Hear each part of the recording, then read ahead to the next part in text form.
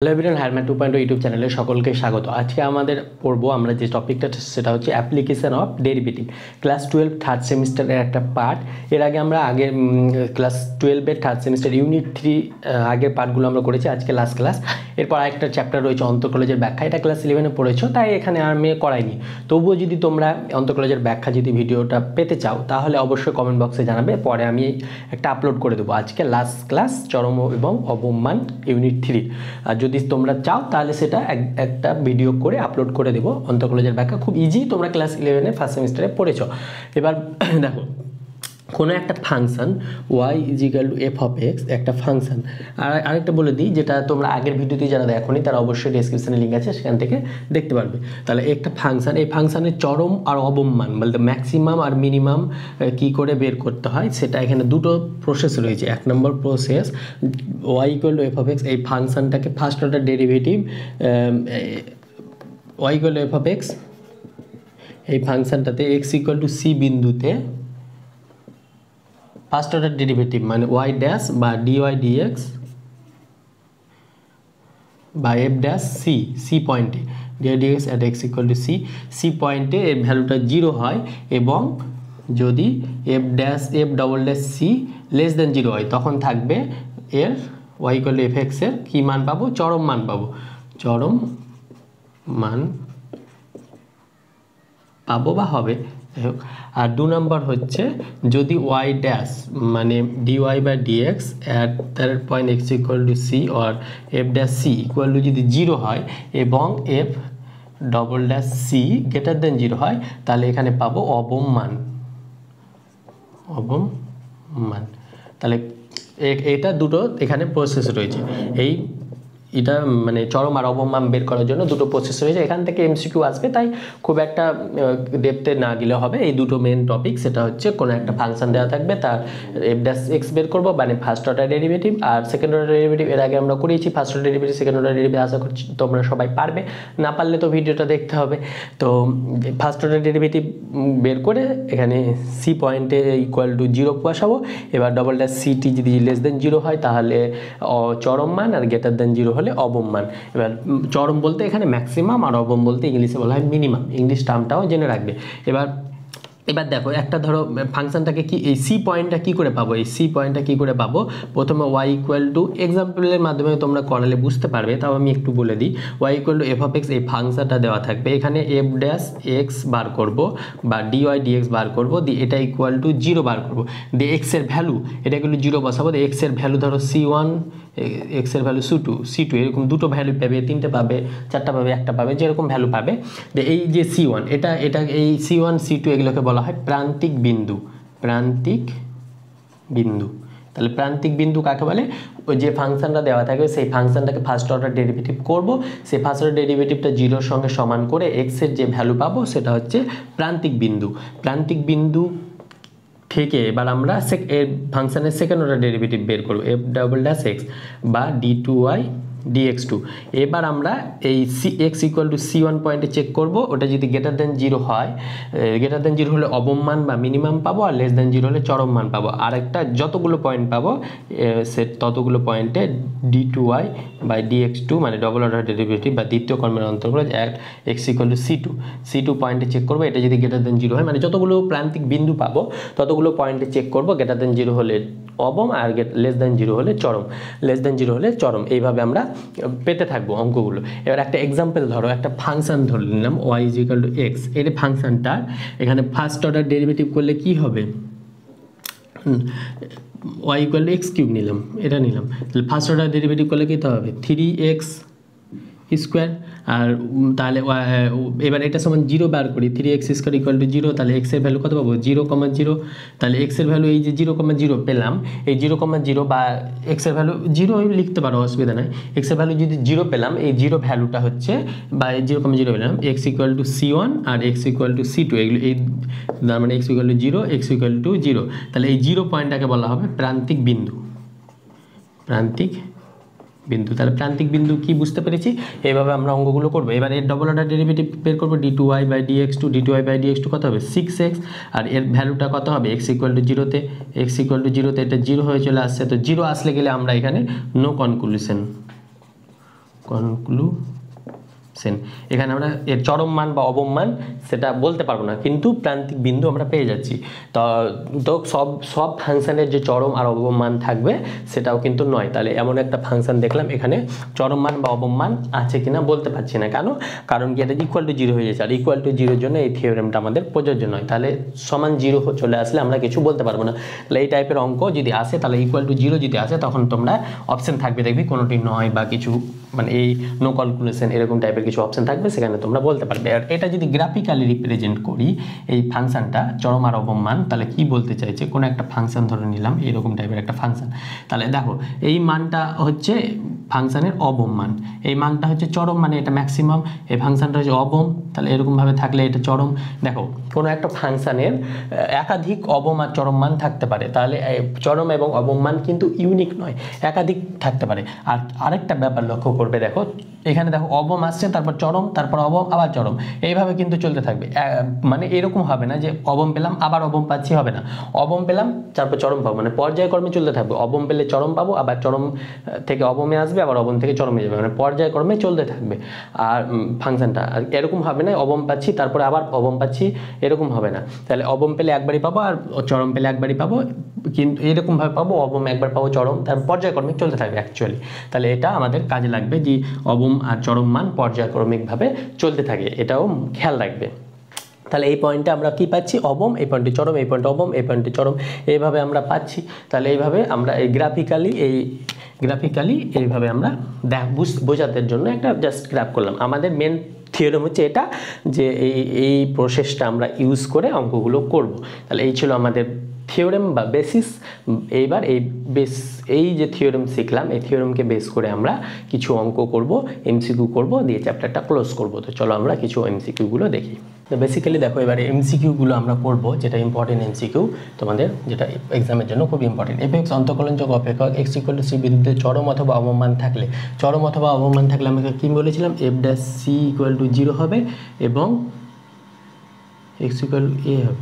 X equal to এ বলে এ এখানে দেওয়া আছে, তো x equal to a, x equal a বিন্দুতে চরম অথবা অবম মান হলে কি হবে, এফ ড্যাশ এ সমান 0 হয়ে যাবে, আর এফ ডবল ড্যাশ এ হয় গ্রেটার দ্যান 0, না হয় F double dash a less than 0। চরম হলে লেস দ্যান 0, অবম হলে গ্রেটার দ্যান 0। দ্যাটস এই দুটোর একসঙ্গে মার্জ করলে কি হবে, F dash a not equal to 0। তাহলে প্রথম অপশানটা কি পাবো, F dash a equal to 0। তাহলে এফ ড্যাশ এ 0 এখানে আছে, কিন্তু F double dash a less than 0 এখানে বলেছে, F dash a 0, F double dash a not equal to 0। তাহলে অপশান সি আমাদের চরম অথবা অবম বলেছে, তাই অপশান সি আমাদের সঠিক অ্যান্সার। এবার বলছে এক্স ইকুয়াল টু সি বিন্দুতে কোনো একটা অপেক্ষক অন্তর্গ্রহণযোগ্য না হলে অপেক্ষকটি চরম মান থাকতে পারে, অবমান থাকতে পারে, চরম ও অবমান উভয় থাকবে, কোনোটি নয়। তাহলে অপশান সি হয়ে যাবে। কেন, একটা ফাংশন আমরা নিব F of x is equal to mod x minus 1। এই ফাংশনটা দেখবে এর অবমান আছে, এক্স ইকুয়াল টু যদি 1 বসায়, তাহলে এই ফাংশনটা কী পাবো, F of x equal to 0 পাবো, এক্স ইকুয়াল টু 1 বসালে। আর যেহেতু এটা মড পজিটিভ, তাই 0 থেকে কম ভ্যালু হতে পারবে না, 0ই সব থেকে অবম মান। তাহলে তাই জন্য এই ফাংশনটা কিন্তু অন্তর্কলনযোগ্য না। এই ফাংশনটা দেখবে অন্তর্কলনযোগ্যের ডেফিনেশন দেখবে রাইট হ্যান্ড ডেরিভেটিভ আর left hand derivative equal to হচ্ছে না, তাই সেটা অন্তর্কলনযোগ্য নয়, বাট এর অবমান থাকবে। আর এমন আরও ফাংশন থাকতে পারে যেটা অন্তর্কলনযোগ্য না কিন্তু তার চরম মান থাকবে। এই এক্সাম্পলটা তোমরা মাথায় মানে ভাববে, দিয়ে আমাদের বলবে কি এমন একটা ফাংশন যেটা অন্তর্কলনযোগ্য না এবং তার চরম মান রয়েছে। তাহলে অপশান সি আমাদের সঠিক অ্যান্সার। আর তোমাদের কাজকে ওই ফাংশনটা খুঁজে বের করে কমেন্ট বক্সে জানানো। তাহলে এটা তোমরা করলে দেখবে ব্রেনটা শার্প হবে, তোমরা আরও অঙ্কের প্রতি ভালোবাসা বাড়বে। একটি প্রদত্ত বিস্তারে কোনো অপেক্ষকের পরপর দুটি চরম মান থাকতে পারে, পরপর দুটি অবমান থাকতে পারে, দুটির বেশি চরম অথবা অবমান থাকতে পারে না, চরম এবং অবমান পর্যায়ক্রমিকভাবে থাকতে পারে। তাহলে অপশান ডি আমরা একটু আগে পড়ালাম, কোনো একটা গ্রাফ নিলাম, ধরো এরকমভাবে চলছে, তাহলে এখানে অবমান, এটা চরম মান, এটা অবমান, এটা চরম মান, তাহলে পর্যায়ক্রমিকভাবে পাচ্ছি, কিন্তু পরপর দেখো এখানে অবম আবার অবম পাবো না। আর দুটির বেশি চরম মান দেখো দুটির বেশি পাচ্ছি, 1 2 3 4 এরকমভাবে যদি চলে তাহলে 5 6 এভাবে দুটির বেশি পাবোই। তাহলে অপশান ডি আমাদের সঠিক অ্যান্সার। এভাবে অঙ্কগুলো করব।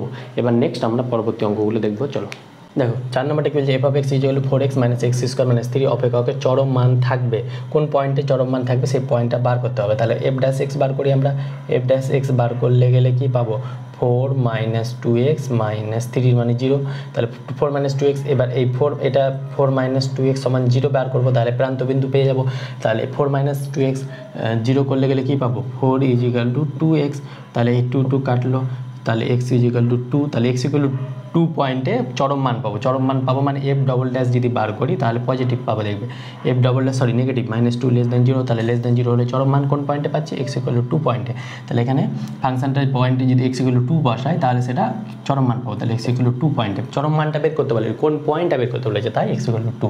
এবার বলছে এফ অফ x স্কোয়ার মানে 6x এর অবমান থাকবে কোন পয়েন্টে, অবমান, তাহলে এফ ড্যাশ এক্স বার করবো, এগুলো ডেরিভেটিভ তো জানো তোমরা, x স্কোয়ারের ডেরিভেটিভ কত 2x মাইনাস 6x এর ডেরিভেটিভ -6 প্লাস 1 প্লাস 11 বা 11 আছে, তাহলে প্লাস 11 এর মান 0, তাহলে এটা সমান 0 বসাবো, 2x মাইনাস 6 ইকুয়াল টু 0, এবার 2x ইকুয়াল টু 6, তাহলে x ইকুয়াল টু 6/2 মানে 3, তাহলে x ইকুয়াল টু 3 পয়েন্টে অবমান পাবো, সি অপশান সি অবমান। এবার অবমানটা কী হবে সেটা তোমাদের কাজ, সেটা তোমরা বের করবে, এখানে x এর ভ্যালু 3 বসিয়ে। এবার বলছে এফ অফ এক্স এত একটি অন্তর্কলনযোগ্যের অপেক্ষক হলে x এর অবমান আছে, অবমানে চরম মান আছে, এটা দেখতে হবে। তাহলে 4 5 হয়ে গেছে, এটা মুছে দিই। দেখো এবার 6টা প্রথমে আমরা অবম বা চরম মান থাকার জন্য আমরা কি ডেরিভেটিভ বার করবো, এফ ড্যাশ এক্স, তাহলে এফ ড্যাশ এক্স বার করলে কত হবে, 3x স্কোয়ার মাইনাস 9 দুগুণে 18x F dash x plus 30। যারা ডেরিভেটিভ জানো না তারা আগের ভিডিও দেখবে, ডেরিভেটিভ ফর্মুলা জেনে তারপর অঙ্কগুলো করবে। এবার এটা এলো, এবার এটা সমান যদি 0 বসায় তাহলে x এর ভ্যালু পাবো, ওই অবমান চরম মান থেকে বেশি চরম অবমান নেই, তাহলে এখানে 3x square minus 18x plus 30 equal to 0 বসায়, তাহলে এটা 3 দিয়ে কাটাকুটি করলে x square minus 3 6 18 plus 3 10 30 equal to 0, তাহলে x এর ভ্যালু বার করতে হবে 10, 6 10কে আমরা লিখি 5 দুগুণে 10, হচ্ছে না, তাহলে x ইকুয়াল টু শ্রীধর আচার্যের formula minus b plus minus root over b square মানে 6 স্কোয়ার 36 মাইনাস 4ac মানে 4 10 40/2, এটা হয়ে যাবে 6 প্লাস মাইনাস 36 থেকে 40, তাহলে 36 থেকে 40 বাদ দিলে কত হবে, -4 ভেতরে রুট হলে এটা 4i, রুটের বাইরে বেরিয়ে আসলে 2i হয়ে যায়, 2i/2। তো যেহেতু এটা কি রিয়েল নাম্বার হচ্ছে, এটা রিয়েল নাম্বার না, এটা কমপ্লেক্স নাম্বার, আর আমরা পড়ছি এখানে সব রিয়েল নাম্বার, তাই এটা এর চরম আর অবমান থাকবে না, কারণ রুটটা আমরা এক্স এর ভ্যালুটা আমরা রিয়েল পাচ্ছি না, এক্স এর ভ্যালুটা কমপ্লেক্স পাচ্ছি। কমপ্লেক্স অ্যানালাইসিস তোমরা পড়েছো ক্লাস 11-এ, কমপ্লেক্স নাম্বার, তাহলে রুটের ভিতরে -1 থাকলে সেটা কমপ্লেক্স নাম্বার হয়ে যায়, তাহলে সেই জন্য আমরা এখানে রিয়েল ভ্যালু পাচ্ছি না, কমপ্লেক্স ভ্যালু পাচ্ছি, তাই এর চরম আর অবমান থাকছে না। এটা খেয়াল রাখবে, সবসময় রিয়েল ভ্যালু নিতে হবে এখানে, যেহেতু ফাংশন এগুলো সব রিয়েল নাম্বারে ডিফাইন করা আছে। তাহলে 6টা হয়ে গেল। এবার 7টা বলছে 0 lesser equal to x lesser equal to pi বিস্তার f of x sine x এর যে মানের জন্য অবমান থাকবে সেটি হলো, এটা যদি গ্রাফ আঁকি সাইন এক্স এর গ্রাফ কেমন হয়, এভাবে চলতে থাকবে গ্রাফটা, এভাবে চলতে থাকবে সাইন এক্স এর গ্রাফ।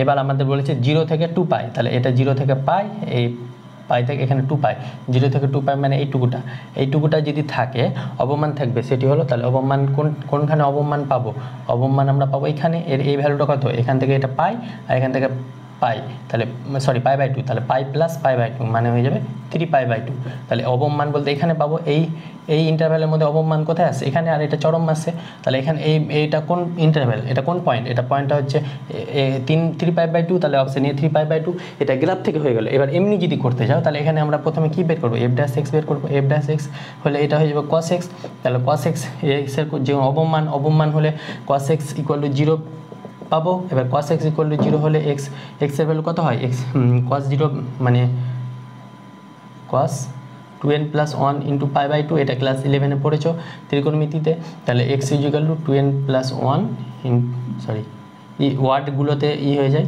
2n + 1 × π/2।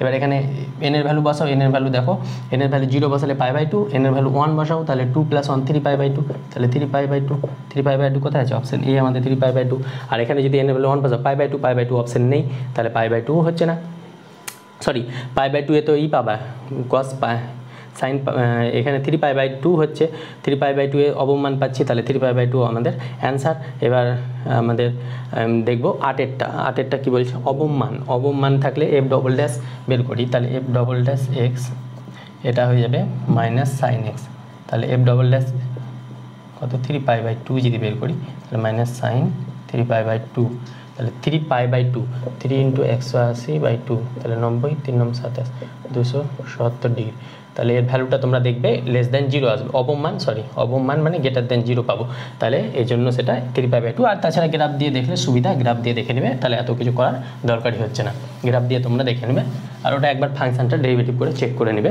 এবার 8এরটা কি বলছে, এফ অফ এক্স, এটা এর চরম মান বের করতে বলেছে। এর চরম মান মানে এর ডেরিভেটিভ করে নেব প্রথমে, তাহলে 5 এর ডেরিভেটিভ 0, মাইনাস এক্স এর derivative -1, minus x square derivative -2x, তাহলে এটা কত পেলাম -1 2x।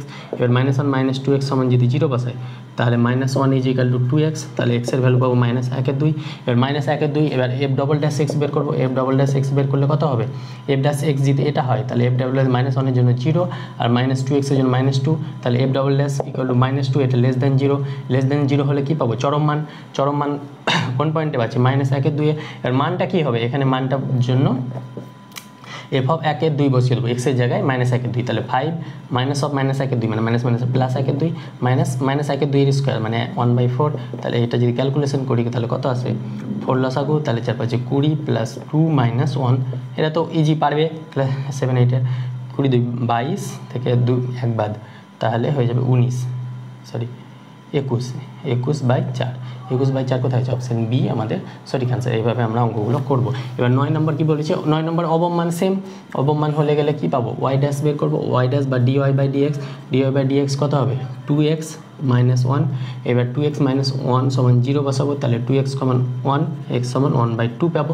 এবার 1/2টা ফাংশানে বসিয়ে দাও, y at the point x = 1/2, তাহলে পাবো 1/2 স্কোয়ার মানে 1/4 মাইনাস 1/2 প্লাস 2, তাহলে এটা ক্যালকুলেশন করলে কত হবে 1 - 2 প্লাস 4 2 8 8 9 9 থেকে 2/7 7/2 2 না 4 7/4 7/4 কোথায় আছে, অপশান ডি আমাদের সঠিক অ্যান্সার। এইভাবে অঙ্কগুলো করবো। এবার 10এরটা কি বলেছে, 10এরটা বলছে -π/2 থেকে পাই, তাহলে cos x এর গ্রাফ এঁকে নাও, তাহলে গ্রাফ এইভাবে হবে cos x এর, এই গ্রাফ এগুলো 11-এ পড়েছো, sin x cos x এইসবের গ্রাফ, mod x এইসবের গ্রাফ, যারা গ্রাফ জানো না তারা আবার সেই 11-এটা একটু রিভিশন করে নেবে। আবার আমি করি ফাংশন রিলেশনের ফাংশন পড়াচ্ছি, সেখানে তোমরা চ্যানেলে গিয়ে লিঙ্কে গিয়ে দেখতে পারবে। তাহলে f of x cos x এর চরম মান, তাহলে -π কোথায় রয়েছে, -π রয়েছে এখান থেকে, এটা 0 π/2,